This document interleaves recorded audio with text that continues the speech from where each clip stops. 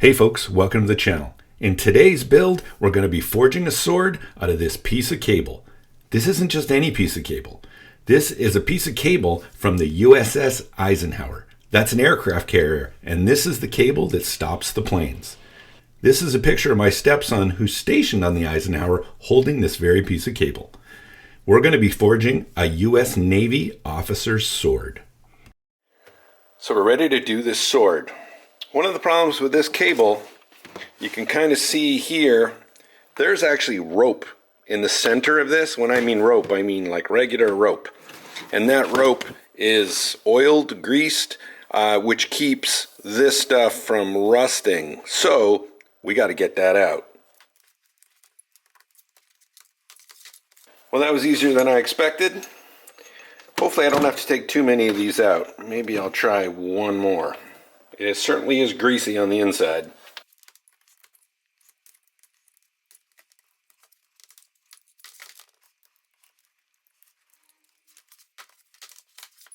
Alright, they don't really want to stay together. Let's see if we can, you know what, I'm going to get some brake cleaner and clean all of these individually first before I put them back together. It actually went together pretty well, so time to degrease it.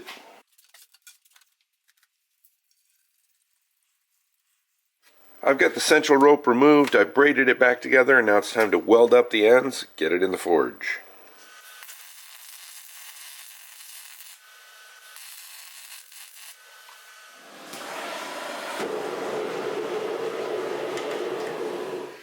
The first process I need to do is put this cable in a vise and twist it tighter. That will compress the insides of the cable. This is going pretty well, but it does take some effort. I ended up doing this for another 2 heats just to make sure I get it nice and squeezed together.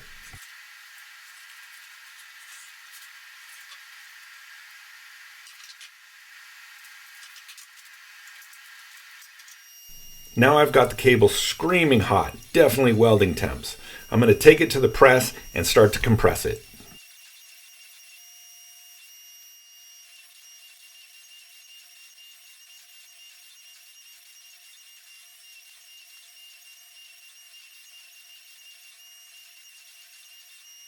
As I start to compress the cable, it's getting really long and really hard to manage. I'm having to heat it up in sections because it won't fit in the forge.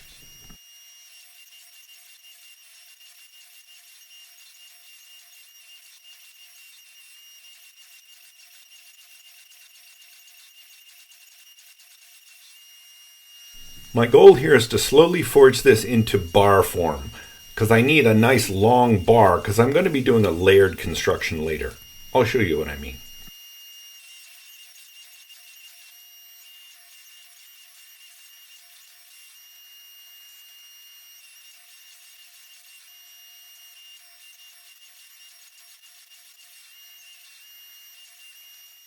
I'm definitely taking my time here because with cable, you really are compressing a lot of empty space in the middle of the cable, so I don't want any inclusions in the middle of my bar.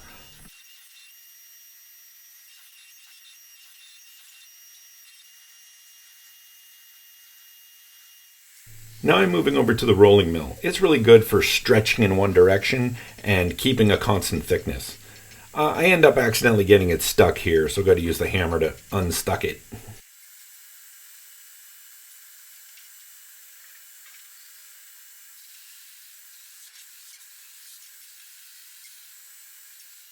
After the rolling mill, the bar was really long, so I ended up cutting it. So here I'm forging just half of it, which is much more manageable.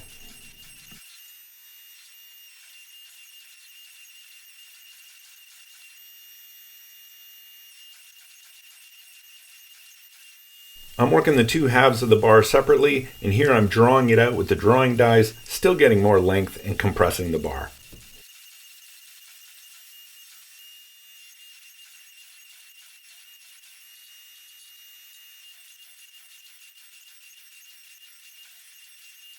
Here's the cable all forged. I got 2 bars that are about 22 inches long, about 3/8 thick. So now I'm going to take the scale off, and then I'm going to go to the surface grinder and take quite a bit off, because I actually want to expose the end grains of the cable, just because it'll look cooler. All right, let's get to it.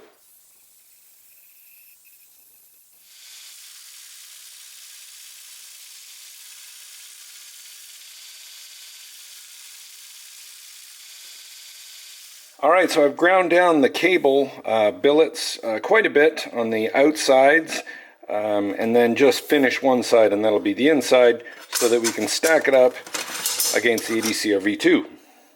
Alright, let's go weld it.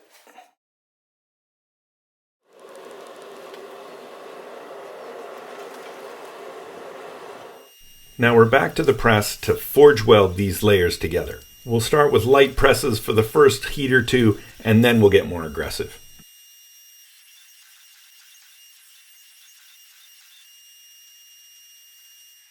And you can see the bar is already too long to fit in the forge, so I'm still having to go back and heat it in sections. To get my final length and desired thickness, I'm going to the rolling mill. After a few passes here, that should get it exactly where I want it.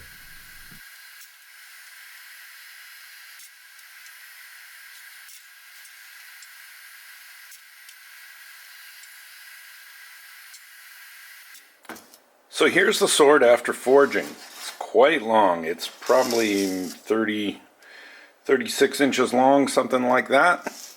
The blade on this one's going to be 30 inches, and then it's going to have the Tang on it. Because it's really hard to find dimensions and specifications for this sword, I ended up buying this guy. This is a replica of a U.S. Navy officer sword, so that I would have all of the dimensions, thicknesses, all of that kind of stuff. I know what the hilt looks like, all of that stuff. I'm going to be using some actual material. I have actual raised skin I'll be using, and I'm going to get some brass and try to recreate this as best I can. And I'm not going to be doing any of the engravings because I want to show off the Damascus. But what this does give me is dimensions on the blade that I can just trace out here. We're not going to be forging this to shape just because it's a layered construction, and that's going to mess up our pattern. So let's get it traced out, and we'll start to make it in a blade shape. I ended up taking a bunch of measurements and then going and designing this sword in knife print so I could print it out and use it that way.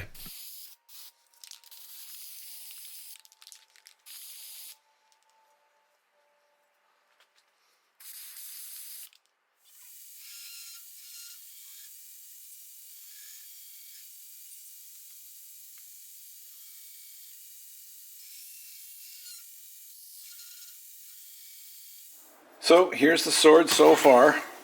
Turned out pretty good. I got some layout fluid on this side.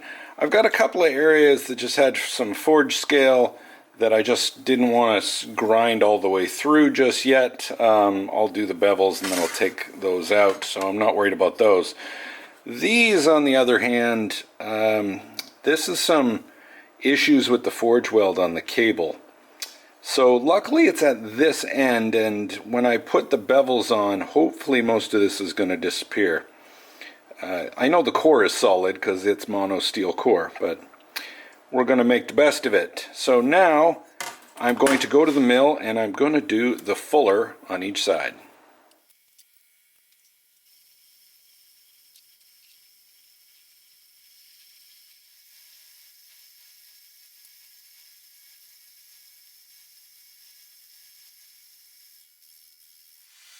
This is one of those don't do this at home kids. Here I'm heating up the Tang with an oxy torch that I just have clamped to my anvil. This is to curve the Tang to where I need it.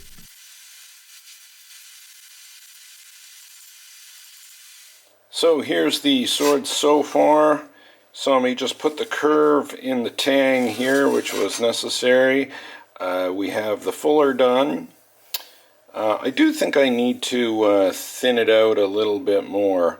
It's still a little thick at the edge, so I want to thin that out before I start doing bevels. It might take the fuller down. I really should have thought of that first, but if I have to redo the fuller, that is fine. I may actually redo the fuller after heat treat anyway.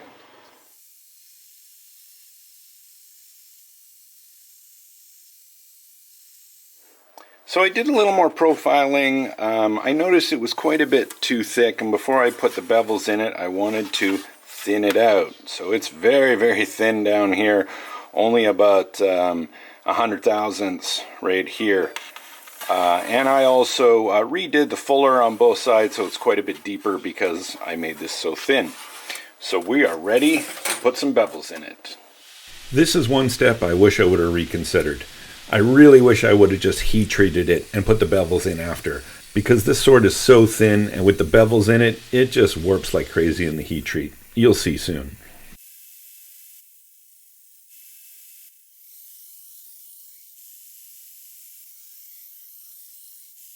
Here's the blade after initial grinding. Hard for you guys to see because I've already normalized it and thermocycled it a couple of times.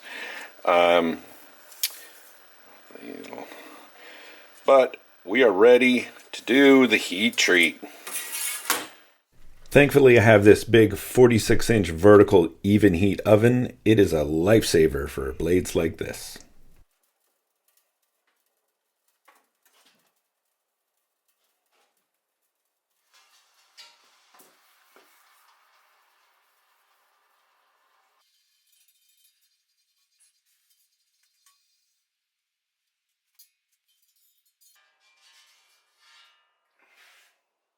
Yep, it's really warped. Here's the 65 HRC file.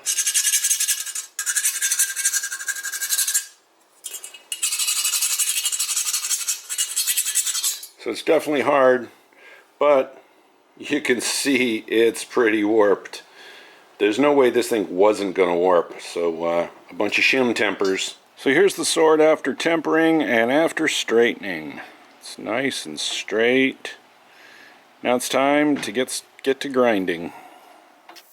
This is definitely the most challenging grind I've ever done. This sword has a 30-inch blade and the bevel is less than half an inch.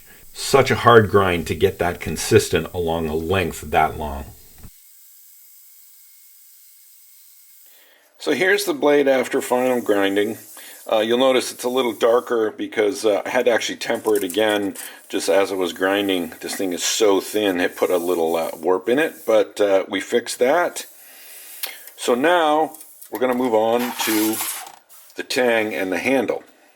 So the tang is obviously way too long for the handle, so I just need to trim this down, shape this a little bit, and then we're going to thread a piece right here. So I'm just going to go and grind a bit of this off so we have it the right length.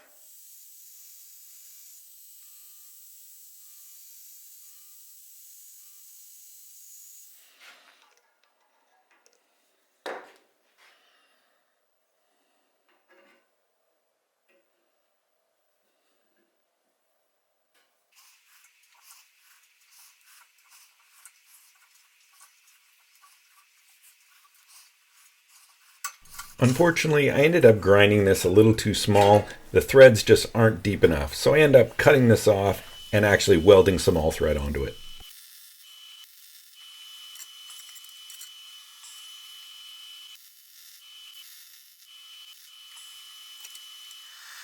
After welding, it's always good to normalize again, just so you don't have any brittle spots.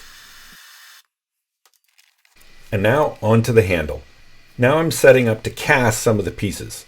This was also one of the nice side effects of getting that replica sword. I have all the pieces that I can make casts out of. Here I'm starting with the pommel. Okay, so now we're just going to put a little release on this, which is just some baby powder.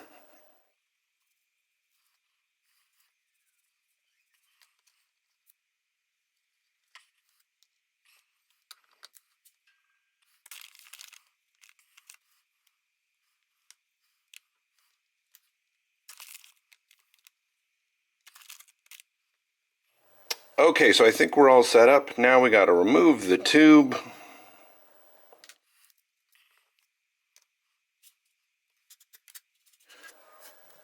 Alright, so I think we have our mold. Okay, mold's done. I created another little trough for the excess. Now let's fill our cylinder. We'll use the one from last week and these two pieces. That should be enough.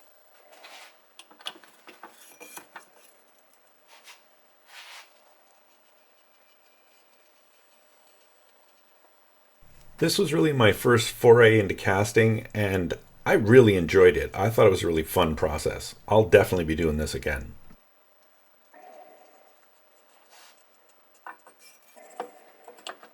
All right, I'm ready to cast the guard. I had to cut the guard in two pieces just so I could cast it. So we're going to cast this piece. I've got the mold set up, and then we'll do the other two.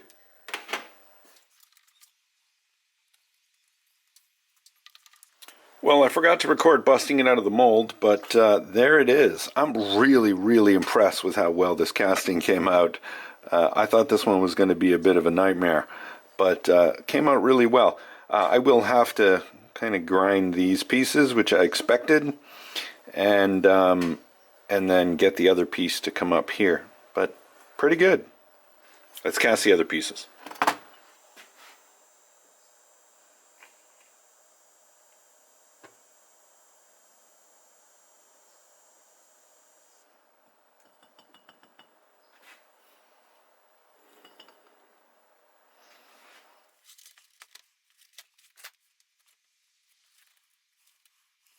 So here they are after casting. They look a little rough, but we're going to fix those up. Here's what they're going to look like. This is one I've already sanded and done a bunch of work on. So we're going to grind this one, and then we're going to silver solder it on the top of that one.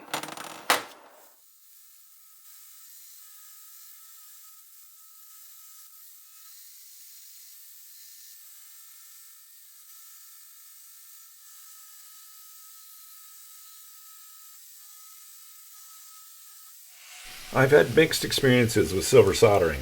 This one went really well though. The key is heat up the piece and then apply the silver. Don't try to melt the silver into the cracks. I'm using the lathe to turn down the pommel. This is the pommel nut that goes through, so I want to make sure it's perfectly centered in the pommel, and it needs to be tapped. So I got the handle all finished. It's just been sandblasted, so it needs to be buffed and polished. But the pommel nut fits in here, which will tighten down onto the end of the tang. The handle is screwed into the pommel as well to keep that in place. And this is just a temporary piece, so we'll be replacing that with a really nice piece of wood with real stingray wrap.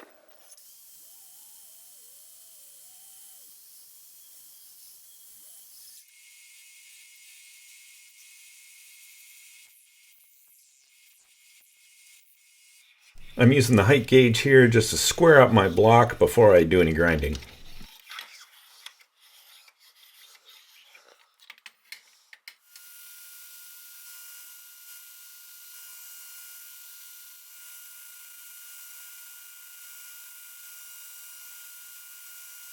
So here's the handle. It fits well into the guard, and this part of the pommel that fits over top fits in really well. When the tang goes in here, in the threaded tang, this will thread into it. So everything so far so good. Now this will be covered in stingray skin. So before that, I'm putting some grooves in here. It's actually spiraled all the way around. This will be filed a little bit so that there's grooves, and then there's going to be brass wire that goes in there.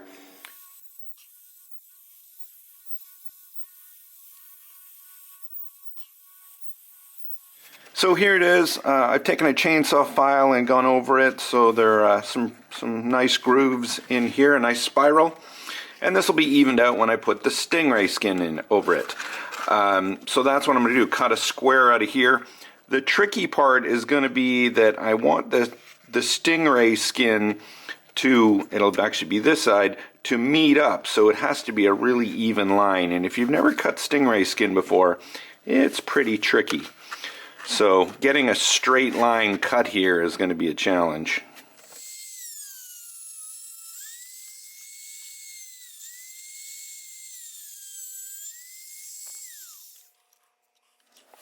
So after much trial and error, I managed to get the stingray skin glued to this. I had to end up taking the wood part, grinding that down a bit, so this was quite challenging. But it turned out really well. It stuck really well to the wood. And now I'm just kind of grinding in, because it doesn't take the form like I thought it would, because this stuff is so thick. So I'm basically using a needle file and just grinding in the grooves for the twisted brass wire. So that's next.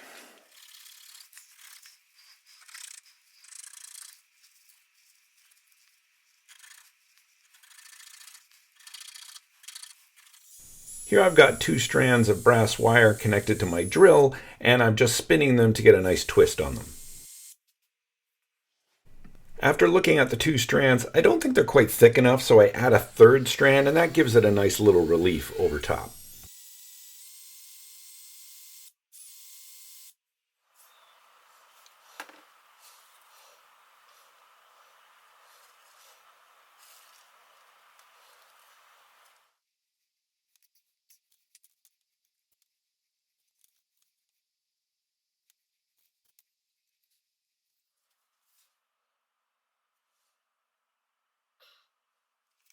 Time for the dreaded hand sanding. This did take quite a few hours to get this all nice and sanded. I'll spare you guys though and only show you a few seconds.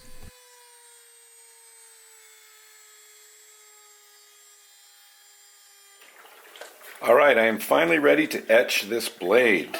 This is ferric chloride acid. It's going to etch the pattern into the blade.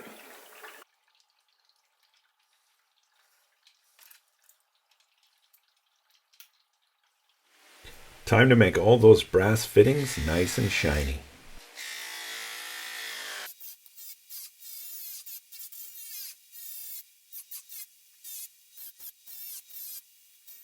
And now we'll put an edge on this blade with the perfect blade sharpening attachment.